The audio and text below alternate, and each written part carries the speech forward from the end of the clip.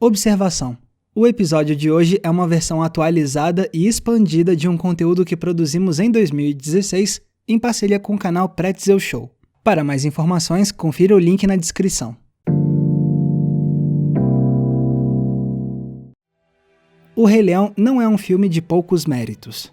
Uma trama heróica de personagens bem desenvolvidos, uma animação tecnicamente impecável, uma trilha sonora com excelentes canções. Por conta disso tudo, o longa é tido hoje como um dos melhores filmes animados de todos os tempos. Mas ele ainda por cima tem outro mérito, um do qual muita gente sequer se dá conta. De certa forma, o Rei Leão foi responsável por indiretamente apresentar toda uma geração de crianças à obra de William Shakespeare. Afinal, o longa é uma releitura de uma das obras-primas do autor inglês, Hamlet.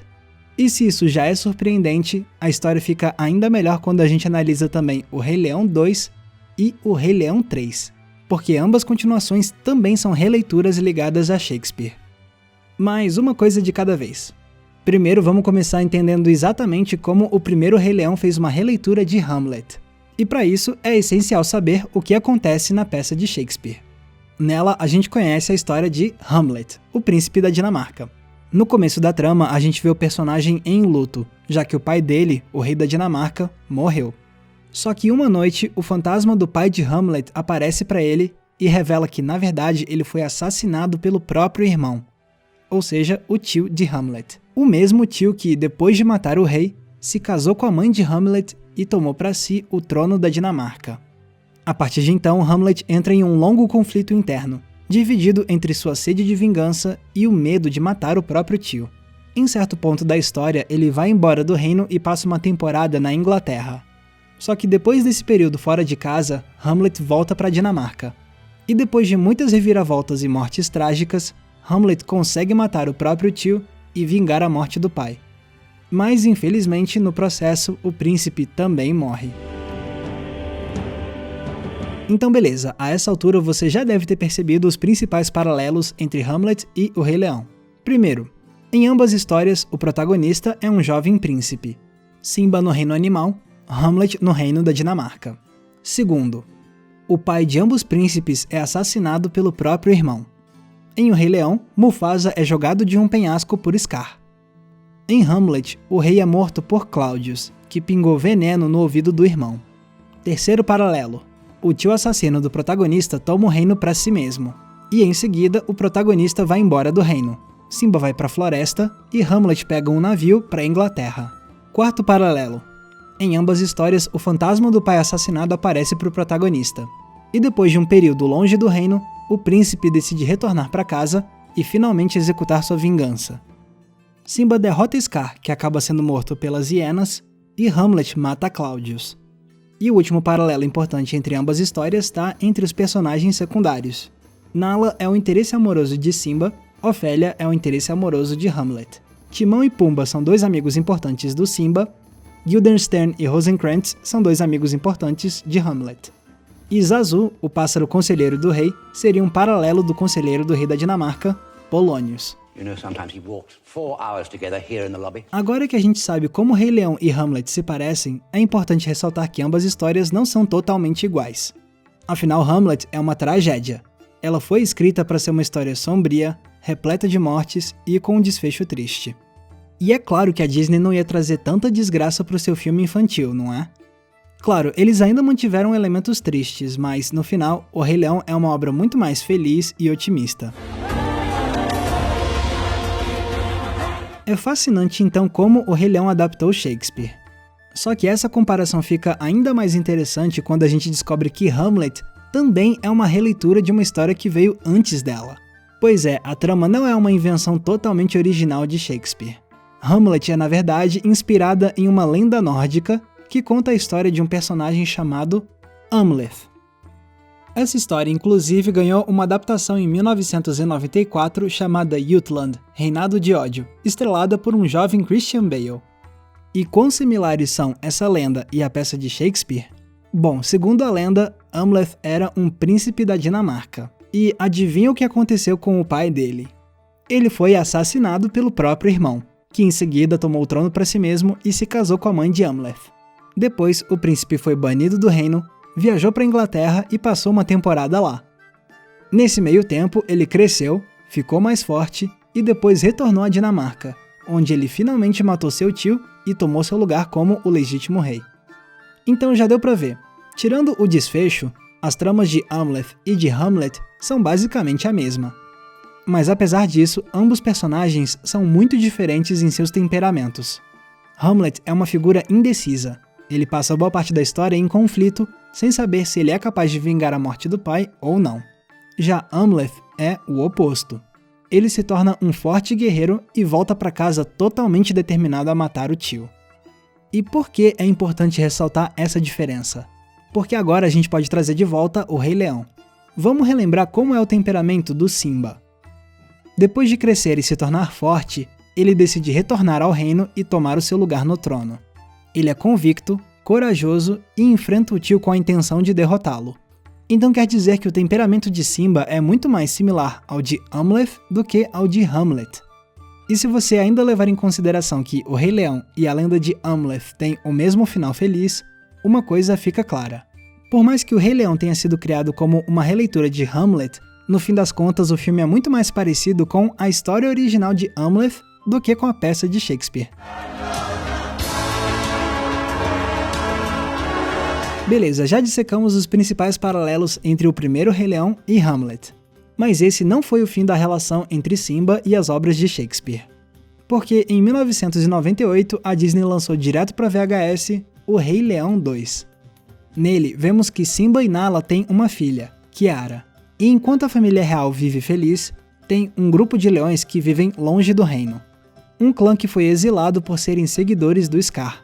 E nesse grupo tá o Corvo, um leão designado a um dia matar Simba e vingar a morte de Scar. Acontece que certo dia, Kiara e Corvo se conhecem, e anos depois, eles se apaixonam. O problema é que o amor dos dois é proibido, já que ambos pertencem a famílias inimigas. E aí, isso tudo não te soa familiar? Pois é, o Rei Leão 2 nada mais é do que uma releitura de Romeu e Julieta, outra obra-prima de William Shakespeare. Só que mais uma vez, a Disney fez uma versão light da peça, deixando de lado as mortes e as tragédias. Em Romeu e Julieta, o casal acaba se matando. Já Kiara e Corvo conseguem ficar juntos, vivos, e ainda por cima convencem suas famílias a deixarem as diferenças de lado.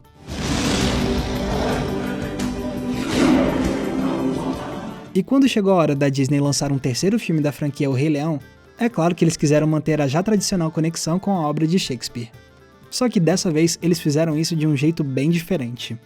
Caso você não conheça, O Rei Leão 3 nada mais é do que a história do primeiro Rei Leão, só que contada pela perspectiva do Timão e do Pumba. Por isso, não só vemos como os dois se conheceram, mas também o que estava acontecendo com a dupla enquanto Simba vivia sua aventura. Então a graça aqui é presenciar como as ações de Timão e de Pumba influenciaram os acontecimentos de O Rei Leão.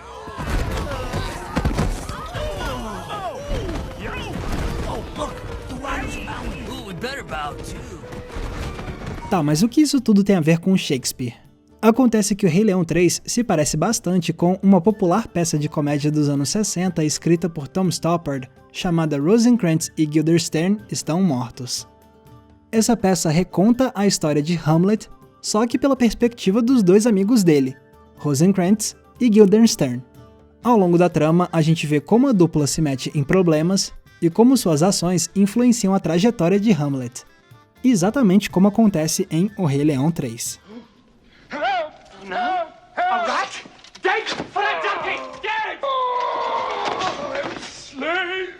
E as semelhanças não param por aí.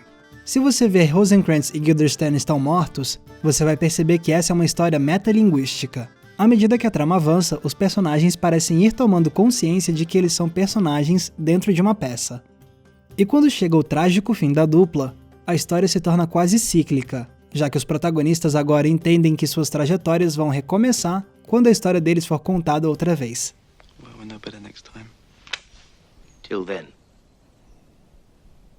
E o legal é que a Disney preservou esse lado metalinguístico em O Rei Leão 3. Porque nele a gente vê o Timão e o Pumba assistindo ao filme da vida deles. Eles pausam, fazem comentários sobre a trama e falam sobre o fato de serem personagens de um filme. Timon, what What are you doing? I'm fast forwarding to the part where we come in. E ainda por cima, quando eles terminam de ver o longa, o Pumba convence o Timão a rebobinar a fita para que eles revejam o filme inteirinho desde o começo. O que significa que o Rei Leão 3 também preservou o desfecho cíclico que é sugerido no final de Rosencrantz e Guildenstern Estão Mortos. Okay, buddy, you win. Sure you don't mind? Hakuna Matata. Ficou claro então que a Disney de fato ama usar a franquia Rei Leão para revisitar a obra de William Shakespeare. E eu acho isso fantástico, porque eles reconheceram como a obra do dramaturgo é imortal. Reconheceram como suas peças têm elementos que funcionam basicamente com qualquer público, em qualquer época. Não importa quanto tempo passe, sempre vamos ser fascinados por traições, intrigas familiares e amores proibidos. A Disney só precisou encontrar um jeito de pegar essas histórias e contá-las do seu próprio jeito. Claro, os resultados são variados. O primeiro Rei Leão é irretocável, já o segundo é bem fraco. E o terceiro é uma grata surpresa, ainda que seja mediano. Mas ainda assim, tá valendo. Porque, querendo ou não, esses são filmes que nos ajudaram a conhecer a obra de um dos mais brilhantes escritores que já existiu. Mesmo que nós crianças não tenhamos percebido isso na época. E se nesse processo todo a gente ainda ganha pelo menos uma animação digna de ser um clássico do cinema, melhor ainda. Galera, muito obrigado por terem conferido o episódio de hoje. Eu espero que vocês tenham gostado de explorar a relação entre a trilogia Rei Leão e as obras de William Shakespeare. E lembrando que se vocês gostam do nosso trabalho e querem nos ajudar a continuar produzindo vídeos, vocês podem. Basta vocês se tornarem apoiadores da nossa campanha no Apoia-se. Os nossos apoiadores ajudam a financiar o nosso trabalho com uns R$5 por mês, R$10 por mês, é você que escolhe o valor. E como forma de agradecimento, você vai receber acesso a conteúdos exclusivos. Tem recomendação de filme toda semana, tem grupo fechado no Facebook, tem live, tem o Cineclube Entre Planos pra gente debater um filme por mês. É muita coisa legal. Então se você se interessou por esses conteúdos exclusivos e de quebra quer ajudar a gente a financiar o nosso trabalho, dá uma conferida no nosso Apoia-se, o link tá aqui embaixo na descrição. E lembrando que se vocês quiserem me acompanhar nas redes sociais, é só me procurar usando os nomes que estão aparecendo aqui embaixo. E não se esqueçam, é claro, de curtir esse vídeo e se inscrever aqui no Entre Planos para não perder nenhum dos nossos episódios. Mais uma vez, muito obrigado pela audiência, um abraço e até a próxima sessão.